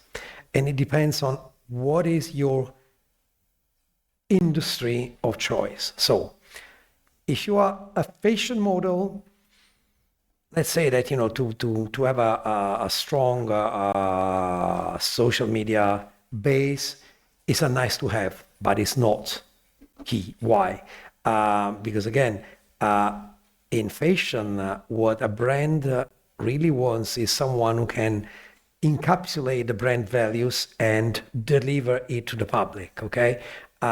So your appearance, your personality, the way you move, the way you look is way more important than your follower base. In fact, just to make an example, we have models with 300 million followers, scandal, and models with 1 million who get similar rates in terms of pay, because again, it's important, not that important. Of course, if you work instead in industries which are different from fashion, let's say you want to be the testimonial of a telephone company, then of course your follower base makes all the difference, because in outside fashion, the marketing today is really based on analytics, and therefore the way you have an impact on the social media is clearly very, very, very important. So it's extremely important, almost paramount in all the industry outside fashion, cosmetics, and luxury in a way. Hi, welcome. My name is Göksen. I am master's student at TUM. And my question is, how do you manage creative thinking within your team and maintain harmony among diverse perspectives? Thank you. I don't know.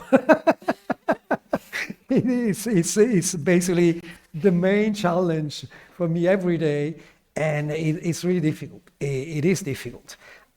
Creative people are, by definition, creative, and therefore they have a sort of reluctance to act in an organized fashion. And companies instead are very organized organisms that need organization. So to make the two things, consistent is my everyday challenge. Sometimes I manage to do it. Sometimes, most of the times I don't. And there is some crash. There is no answer. It's really something that you need to sort of, try to improve every day. And every day you learn something new. Again, it's the real challenge. So it's a very interesting question, but unfortunately, I don't have a real answer. Hello, my name is Farida Alizadeh. I am a Master in Management student at TUM. Thank you for your visit. I would like to ask the following. Nowadays, when leadership is often expected to be fast and highly visible, how do you personally define the strategic patience? And if you could share with us any specific maybe example from your experience when implementation of the strategic patience was really powerful.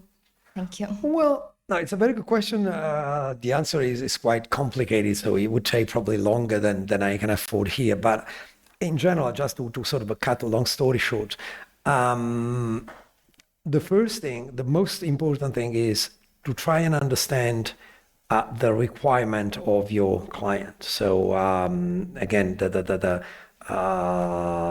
brand that comes to you with a request, you need to understand exactly what their need is, and that's probably the most challenging thing, because they think that they have developed everything, but actually they don't. And so try to understand. And again, this is the real skill of my top agents, understanding the requirements of each single client for every single job.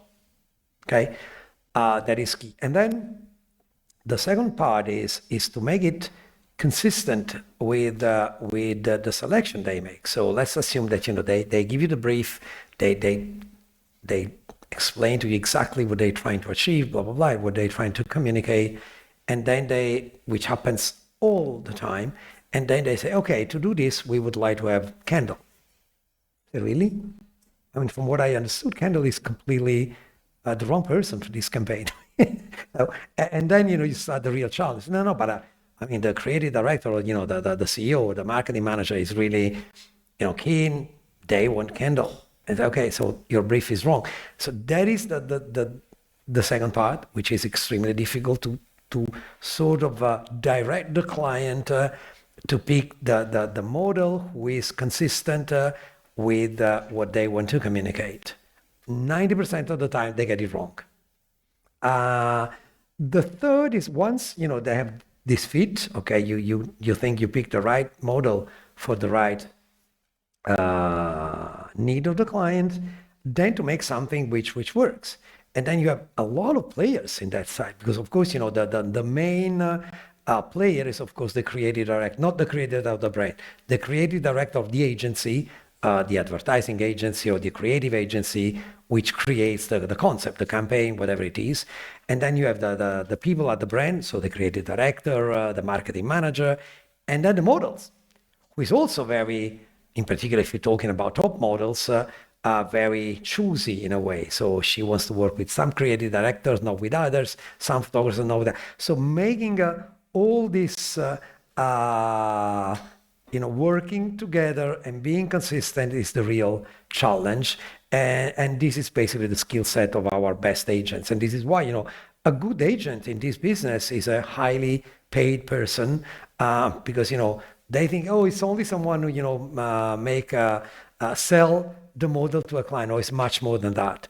It's the one who makes all this chemistry work and happen and transform into a beautiful campaign, into beautiful advertisement, into a beautiful show. Hello, my name is Brittany, and I am studying at the TUM in the course MMDT. So I realized that you mentioned about the additional cost for inclusivity. And I was wondering, even though it's expensive, would you say it's like a relevant investment for the long run, given that people are kind of more inclined to looking at different sizes rather than just one size of like size 36? It is, absolutely, it is. It is very much so. And in particular, I think even more when you look at younger audience, I think it will become the real difference in a few years. If I speak with my daughter, who's just 15, I immediately understand that for her, it's not even an element of discussion, is given for granted, right? Differently from maybe my wife, who's a different generation, or even the girlfriend of my first son, who is maybe 27. So clearly, it is relevant. It's becoming even more relevant in the future. And again, at the end of the day, I mean, advertising or fashion is about involving new customers into the cultural trends, to influence their spending habits. And so, the more younger generation are very, focused on these values, the more this value will, is a sort of a self-fulfilling thing. The industry and the industry leaders absorb what new customers want, and therefore we definitely see the new customers. And again, this is one of the reasons why I was saying before in the US, which for right or for wrong, typically the trends tend to happen first. The requirements are different than in Europe because, of course, there these trends are probably more advanced than in Europe. Hello, Mr. Barbieri. My name is Jipan.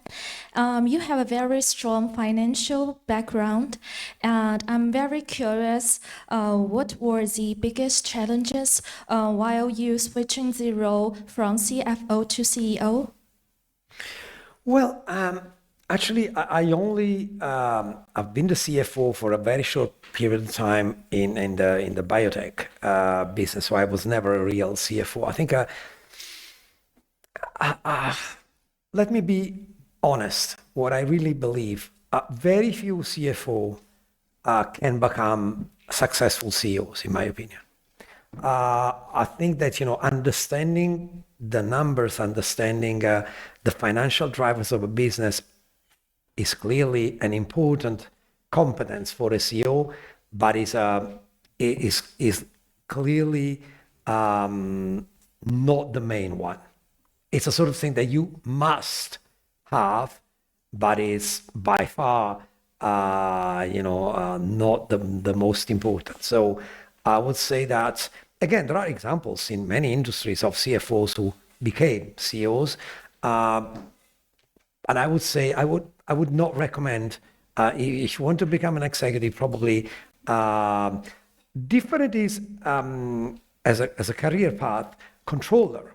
So a good controller is someone who can one day become a CEO. Why? Because a controller, if you think about it, the difference between a CFO and a controller. CFO always look back. It's basically about understanding and representing what has happened in a proper way.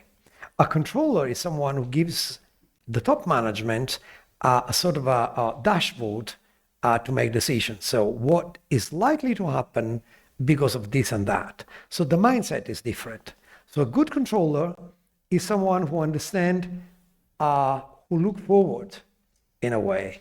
A CFO, is much more someone who has to be very organized. So for instance, my CFO, I wouldn't run the company in a good way without my CFO, but is the one to I delegate, everything about processes, organization, much more than finance, of course.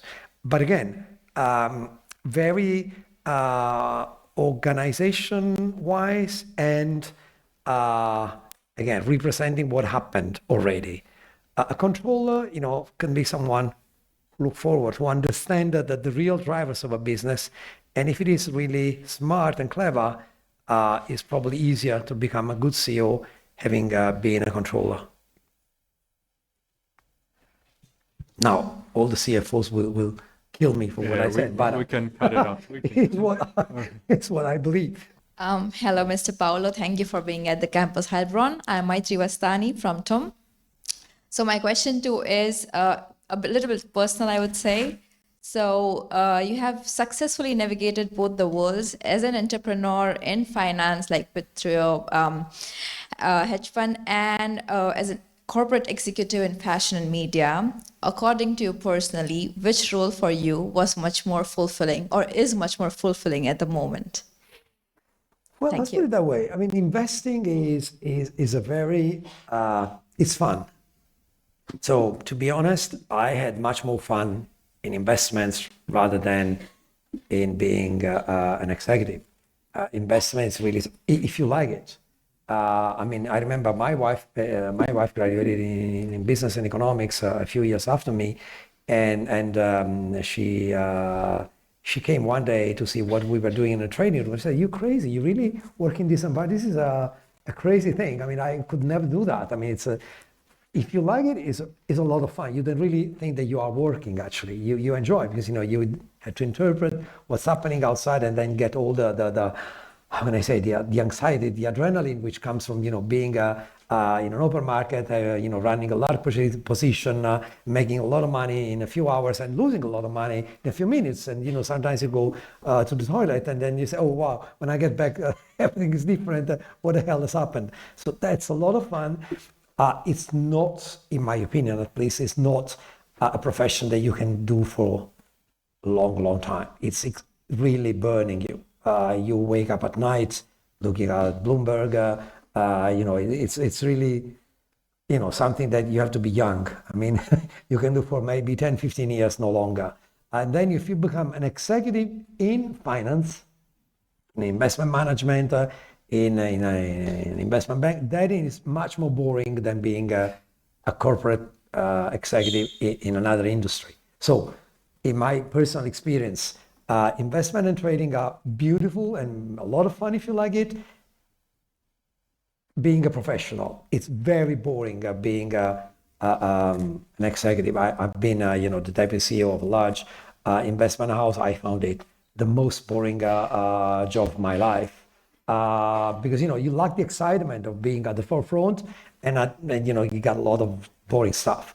Well, being an executive in a different industry is really, because, in the investment industry, an executive doesn't do much. I mean, it's all about organization, compensation schemes, blah, blah. But at the end of the day, the real decisions are made by the people who are at the forefront. While in different industry, as an executive, as CEO, you really have to basically to decide where you're driving this car, where you want to go, how, and what do you have to do in order to let it get there. So it's much more fun. And it's probably something that you can do for much longer. Hello, Mr. Paolo. I'm Yehan, and thank you for being here today. So you have mentioned that what makes a model being from successful to really successful is their personality. And sometimes that their personality can be lead to bad publicity, and that could adversely affect their career. And does this affect to the reputation of the company? And if so, how you manage that? You mean in the fashion business or in general? In general, how the model's bad publicity could affect the reputation of the agency? Well, I mean, yes, of course. I mean, that is a very sensitive business. So you need to be careful. Headline risk is one of the main risks in fashion in general. It's not about agency. Think about, what happened with Dolce & Gabbana when they made the wrong campaign in China. They made this campaign that Chinese found offensive. They've been basically out of China for 3 years, more or less.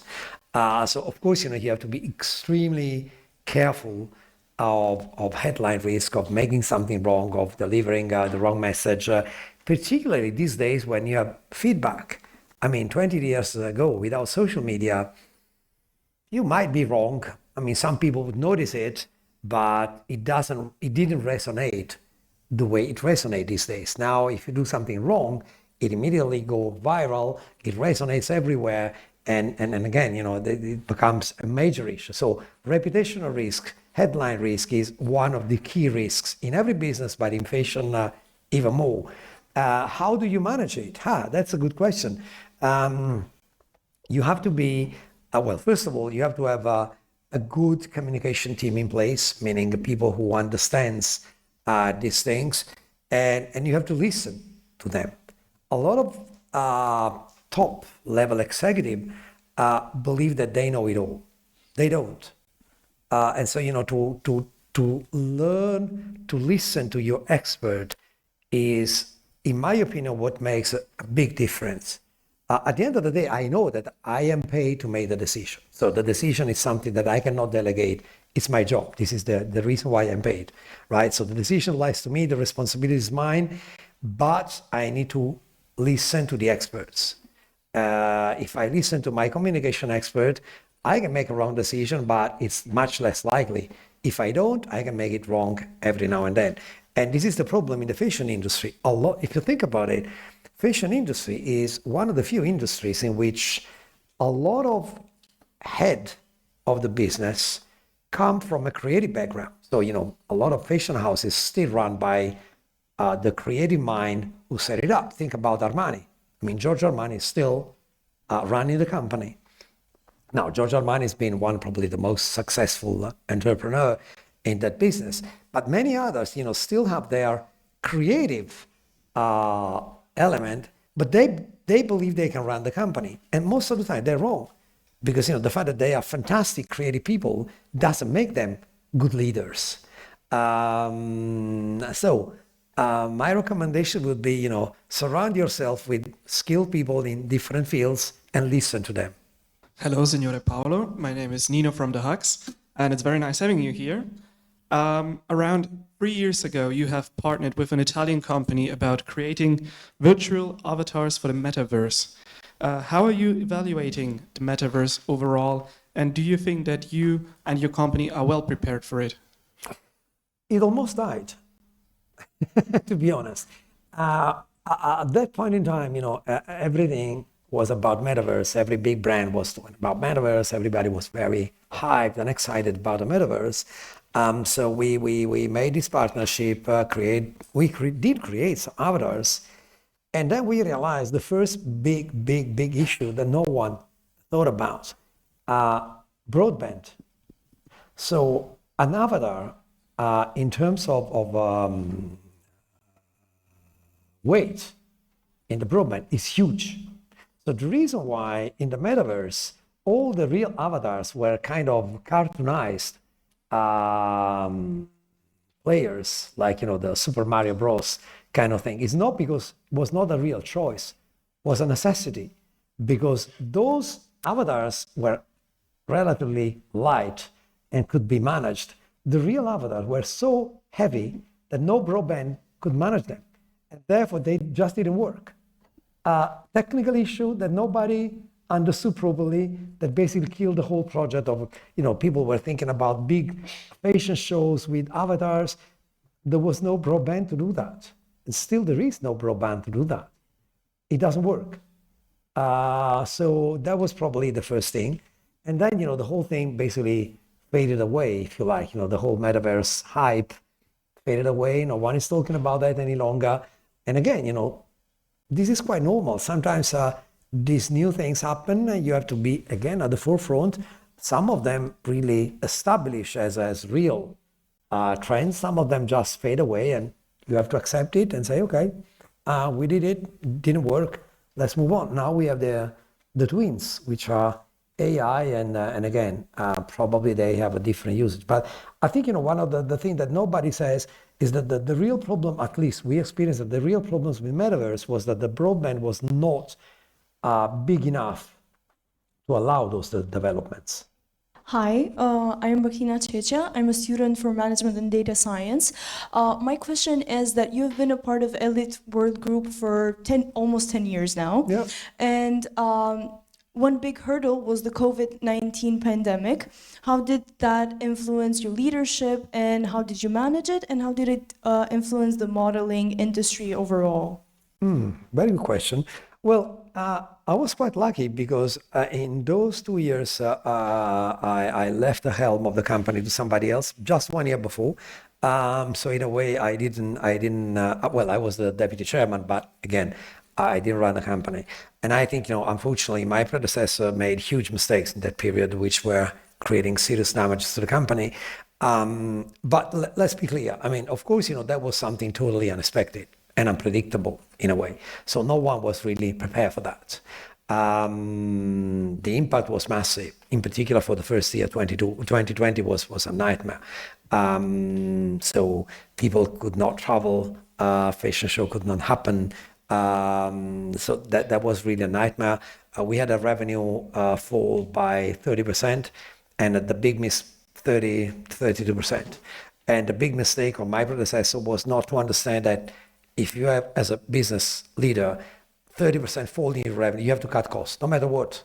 You can't afford it. You can't say, oh, well, I think it's something which won't last long.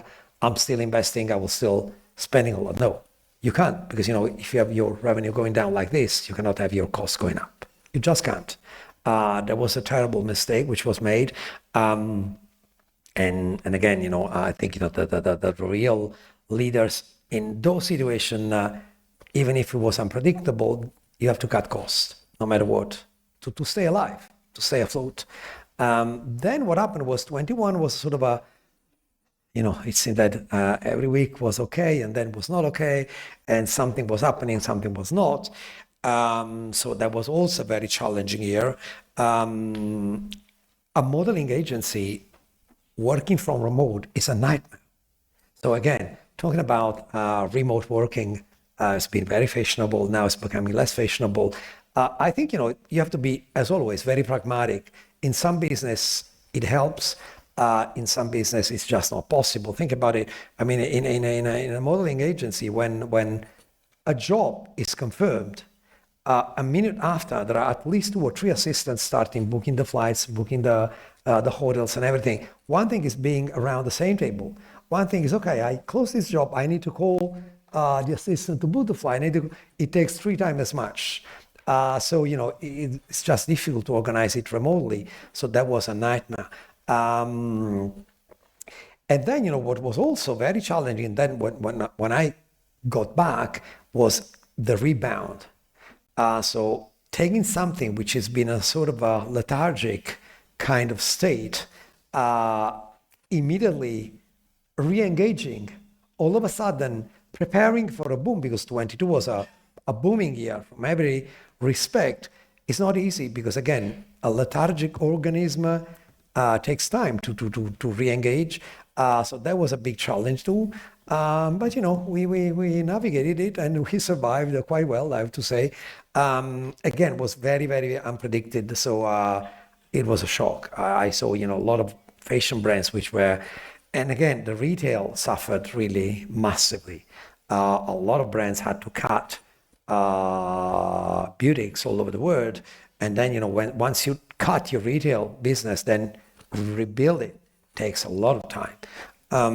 Then let me, and then, I just take your question to make a sort of a aside, which is something I really, I'm very keen on. Talking about remote working or smart working, they call it.